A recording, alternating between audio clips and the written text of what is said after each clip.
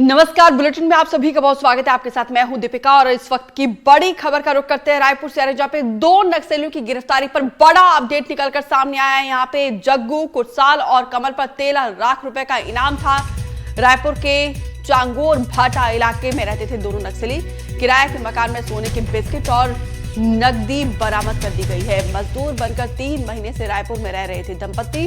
रायपुर में दो नक्सलियों की गिरफ्तारी को लेकर ये बड़ी जानकारी आप तक पहुंचा रहे हैं, जहां पे रायपुर के चांगोर भाटा इलाके में रहते थे दोनों नक्सली। और देखिए यहाँ पे पिछले 3 महीने से मजदूर बनकर रायपुर में रह रहे थे दंपति जग्गू कुलसुम उर्फ रवि उर्फ रमेश, जिसकी उम्र करीब 28 साल बताई जा रही है। जग्गू कुलसाल और कमल पर 13 लाख रुपए का इनाम था।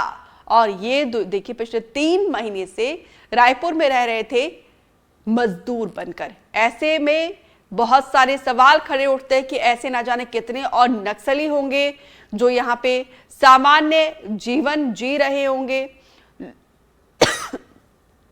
लोगों के साथ रह रहे होंगे। और क्योंकि इस घटना ने एक बार फिर से बहुत सारे सवालों को जन्म दिया है। रायपुर में दो नक्सलियों की गिरफ्तारी को लेकर ये अपडेट हम आप तक पहुंचा रहे हैं, जहां पे देखिए जग्गू कुटसाल और कमल पर 13 लाख रुपए का इनाम था। रायपुर के चांगोर भाटा इलाके में रहते थे ये दोनों नक्सली। किराए के मकान से सोने के बिस्किट और कैश भी बरामद किया गया है। देखिए जहां पे ये रहते थे वहां पर सोने के बिस्किट बरामद किए गए हैं। सोने का भाव इस वक्त हम सब जान रहे हैं, लाख से पार क्रॉस चेक कर चुका है। और साथ ही इनके पास से यहाँ पे जहाँ पे ये रह रहे थे वहां से कैश भी बरामद किया गया है। नीलेश ज्यादा जानकारी के साथ लाइव जुड़ रहे हैं। नीलेश, क्योंकि आज जो ये खबर निकलकर सामने आई है इसने बहुत सारे सवालों को जन्म दिया है। ऐसे ना जाने और कितने नक्सली हमारे बीच रह रहे होंगे और पता भी नहीं होगा।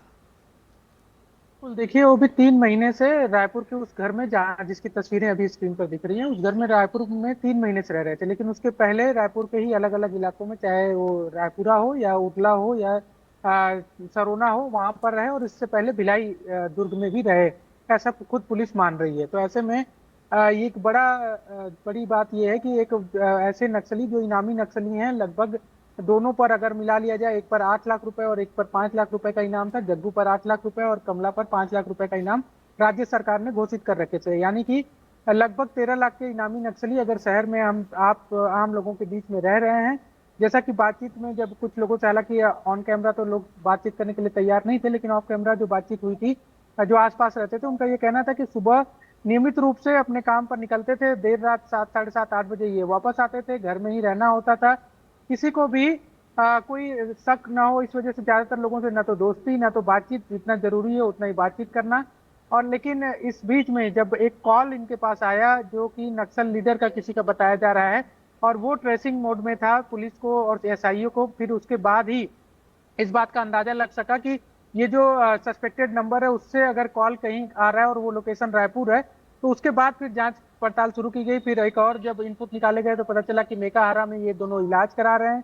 जग्गू को पथरी हुई है और मालती जो है उनको, माफ करिएगा, कमला जो है उनको भी कुछ बीमारी है जिसको लेकर इलाज कराया जा रहा है। और उसके बाद ट्रेसिंग की गई और इन दोनों को गिरफ्तार किया गया। तो ये एक अपने आप में बढ़िया मामला तो है ही है, साथ में ये भी बताता है कि किस तरह से अर्बन नेटवर्क जो है इलाकों के, वो नक्सलियों के, वो इन इलाकों में किस तरह से सक्रिय हैं। कई बार हमने देखा है कि जब छोटे स्तरों पर बड़ा आंदोलन होता है, जैसे मान लीजिए कि किसी मजदूर वर्ग का बड़ा आंदोलन हो रहा है किसी फैक्ट्री में, या फिर किसी सरकार के खिलाफ जो कर्मचारी वर्ग है उनका बड़ा आंदोलन होता है, तो उसमें कई बार चीजें जो है वो हिंसक रूप ले लेती हैं, कई बार बड़ी घटनाओं में वो तब्दील हो जाती हैं। तो जी। ऐसे में माना जाता है कि इस तरह के जो लोग होते हैं जो अर्बन नक्सल संगठन से जुड़े होते हैं या अर्बन में विस्तार करते हैं, उनकी बड़ी भूमिका होती है, क्योंकि इन लोग भी मजदूरी के काम से जाया करते थे। तो ऐसे में लोगों का माइंड वॉश करना, फिर संगठन से लोगों को जोड़ने के लिए कोशिश करना, शहरों में नेटवर्क तैयार करना, इसमें बड़ी भूमिका होती है। और ये दोनों की गिरफ्तारी इस बात का पूरा जिक्र कर रही है, संकेत दे रही है कि 2008 में जो बड़ी कार्रवाई की गई थी रायपुर में, जिसमें डगनिया इलाके से गिरफ्तारी की गई थी मालती की, जो सेंट्रल कमेटी मेंबर जो हाल ही में 4 दिन पहले मारे गए अबूझमाड़ में रामचंद्र रेड्डी उनकी पत्नी थी, उसकी गिरफ्तारी के बाद से एक अंदाजा रायपुर में फिर कोई दूसरी घटना 2008 के बाद से नहीं हुई थी जिसमें नक्सल इनपुट कुछ मिल रहा हो। इसके पहले 2005 में जरूर एक पुलिस ब्यूरो मेंबर भी गिरफ्तार किए गए थे, लेकिन उसके बाद से लगातार नहीं ऐसी कोई घटना नहीं हुई थी, लेकिन अब अगर हुई है तो इस बात के संकेत है कि और भी लोग इसमें शामिल हो सकते हैं, और भी ऐसे लोग हो सकते हैं जो इनको सहयोग किए हों, जंगल से लाकर शहर में इनको बसाने में इनकी मदद की हों, और कुछ और बड़ी साजिश रची जा रही हो, इससे भी कोई इनकार नहीं किया जा सकता। दीपिका। नीलेश, नक्सलियों की रीढ़ तो टूट गई है, लेकिन अर्बन नक्सली की जमीन कितनी मजबूत है, ये खबर उसी की तस्दीक करती है। फिलहाल इन दोनों के पास से, जहां पर ये रह रहे थे, वहां से कितना सोना बरामद किया गया और कितना कैश की जब्ती की गई है? देखिए, जो पुलिस के द्वारा जो जानकारी दी गई है उसके मुताबिक सोने की एक बिस्किट यानी कि 10 ग्राम का एक सोना बरामद किया गया है, और इसके अलावा कैश 1,17,000 रुपए के आसपास कैश बरामद किया गया है, और बाकी इनके दैनिक उपयोग की जो सामग्रियां होती हैं वो भी बरामद की गई हैं।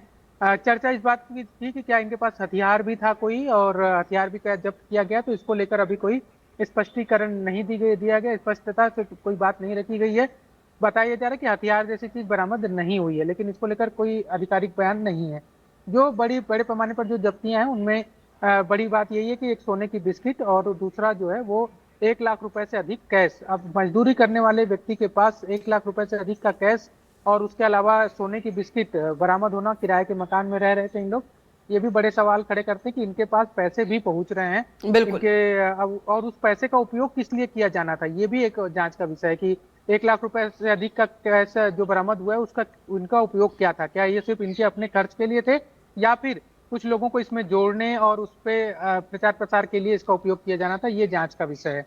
दीपिका। बिल्कुल, फंडिंग कहां से हो रही है और कौन कौन लोग शामिल है, तमाम सवालों के जवाब पुलिस खंगाल रही होगी। उम्मीद करते हैं कि जल्दी इस नेक्सस का भी भंडाफोड़ हो। फिलहाल विस्तार से जानकारी देने के लिए नीलेश, आपका बहुत बहुत शुक्रिया।